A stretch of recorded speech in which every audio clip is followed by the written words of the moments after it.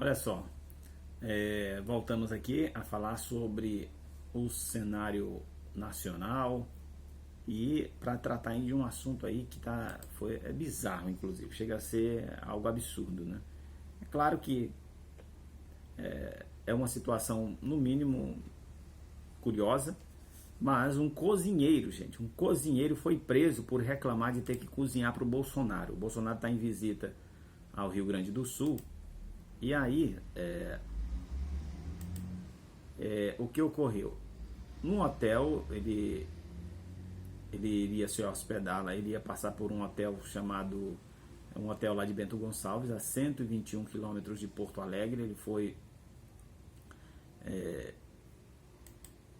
colocado lá por um cozinheiro, ou seja, a pessoa ao saber que ia fazer comida para o Bolsonaro, o nome do rapaz é Eduardo Lazari, cozinheiro do hotel, lá de Bento Gonçalves, e tão logo ficou sabendo que ia cozinhar para o Bolsonaro, ele escreveu na rede social dele o seguinte, abre aspas, vou ter que cozinhar para este diabo. Que raiva, ele já disse isso. Foi o que bastou para ele ser preso, e o evento no hotel que ia acontecer, né, ou seja, por razões de segurança, esse rapaz foi preso, ele já foi solto inclusive, né? Durante a tarde, depois que foi liberado, o rapaz ele chegou a pedir desculpas e a dona do hotel se dirigiu, que estava em Santa Catarina, se dirigiu também para Bento Gonçalves e ele foi suspenso por 3 dias do hotel, o funcionário. Há quem diga que ele pode até perder o emprego. Na internet, esse post do cozinheiro bombou, ele, embora tenha deletado depois as redes sociais dele, o estrago já havia sido feito, né? Mas aí você vê o tamanho da rejeição já do Bolsonaro. Para onde ele vai, onde ele pisa, ele está sendo rejeitado. Só lembrando que o Bolsonaro está em campanha antecipada. Isso é um sinal de desespero político mesmo. Ele está vendo que está faltando chão nos pés dele. Ele não tem mais apoio dentro do Congresso Nacional. Daqui a pouco, se brincar, o Lira vai aceitar o pedido de impeachment. Porque a pressão em cima do Lira está muito grande já. E do Lira, que é o presidente da Câmara.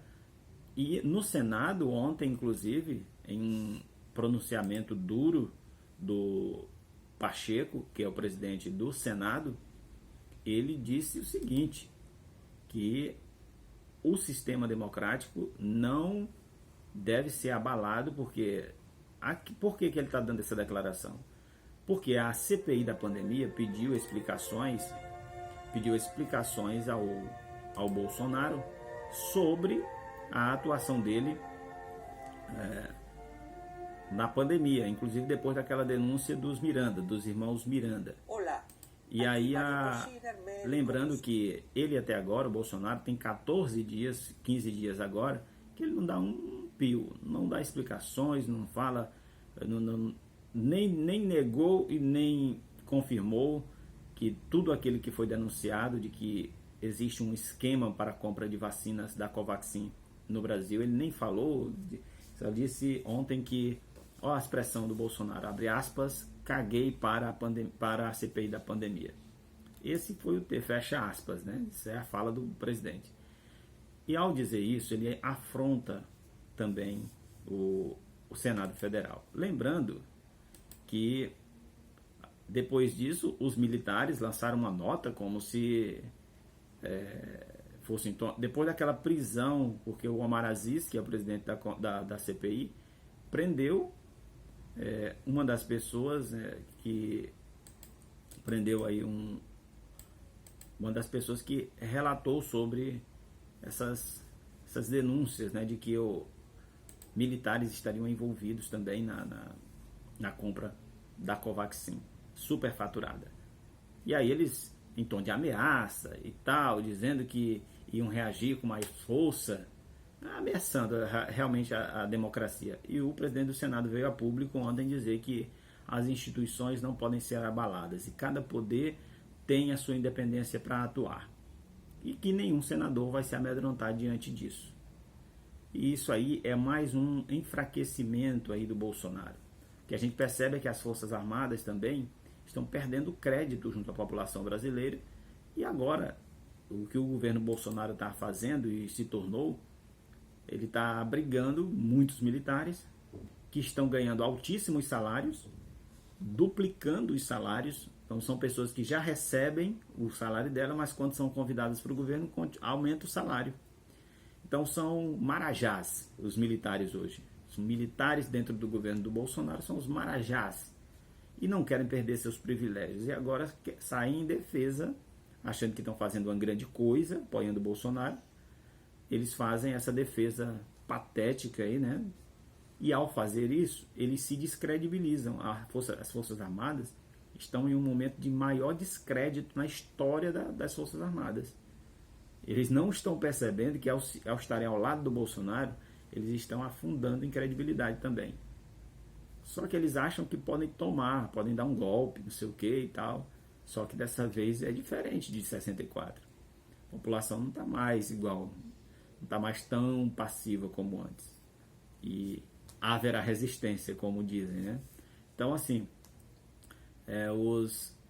os senadores, o próprio STF, e aqui, inclusive, tem uma declaração aqui do próprio, deixa eu tentar localizar aqui, tem o próprio presidente, na realidade, o próprio ministro Barroso, até questionando uma fala do Bolsonaro. O Bolsonaro sempre está dizendo aí que houve fraude nas eleições, não sei o que e tal. E o Barroso veio dizer que nunca houve fraude nas eleições no Brasil. E aí, ou seja, mais uma vez o Bolsonaro é desmoralizado. E assim, tudo que o Bolsonaro quer é interferir no processo eleitoral de 2022, porque ele simplesmente está derretendo na opinião pública. A população está rejeitando o Bolsonaro. O que ele está querendo é pôr em dúvida o processo eleitoral de 2022. E é o que o STF não está querendo deixar, nem a Câmara e nem o Senado. Muitas pessoas da Câmara. Embora na Câmara hoje o Bolsonaro tenha maioria. No Senado eu já não sei. E ontem, inclusive, na declaração do Pacheco, que é o presidente do Senado, ele disse o seguinte, inclusive sobre aquela pauta lá do voto impresso, ele disse, olha, o que vai prevalecer aqui não é o desejo do presidente, não é a decisão do presidente. O presidente pode ter essas preferências lá, mas é o que vai ser definido. Nem o STF vai dizer se vai ser usado voto impresso ou se não vai. Quem vai decidir é o Congresso Nacional. Então, virá uma PEC lá da Câmara dos Deputados, ela será analisada no Senado, pode ser rejeitada ou pode ser aprovada. E a forma como vai ser aprovada ou rejeitada ainda será discutida. E a PEC nem chegou no Senado ainda. Então pode ser que nem seja usado nada em 2022 e que o sistema pode ser mantido o digital. Só lembrando que é possível sim provar que uma pessoa votou no mesmo no candidato X. A Justiça Eleitoral consegue fazer isso no momento da testagem das urnas, na retirada da zerésima. Se o candidato, se o profissional da Justiça Eleitoral votar 10 vezes ou 2 vezes num candidato e depois ver lá quantos votos teve aquele candidato, é possível saber que aqueles 3 votos foram para o determinado candidato. É possível sim. E eles fazem isso quando fazem as testagens das urnas eletrônicas. O que há discussão agora é se botam um comprovante ali do lado para cair um papelzinho do lado ali para dizer que o voto foi para aquela pessoa. Só que um detalhe, não sairá nome de ninguém, só sairá o voto, né? E aí, isso porque o voto é sigiloso, né? Ou seja, o voto cabe a pessoa, somente a pessoa que votou sabe em quem votou. Essa é a ideia que a Justiça Eleitoral trabalha. E aí o Bolsonaro quer questionar isso exatamente para interferir no processo eleitoral de 22, que na realidade tudo indica que ele vai sofrer a maior derrota da vida dele, né? Mas a gente vai acompanhando e você que se liga aqui no nosso canal vai ficando informado. Eu quero aqui só agradecer a sua audiência, a sua preferência, e só lembrando que em breve a gente vai trabalhar com mais intensidade o Projeto Nacional de Desenvolvimento aqui do Ciro Gomes, e a gente aqui na cidade de Caxias está criando aí uma corrente de opinião em torno do Ciro para fazer com que o projeto seja cada vez mais conhecido.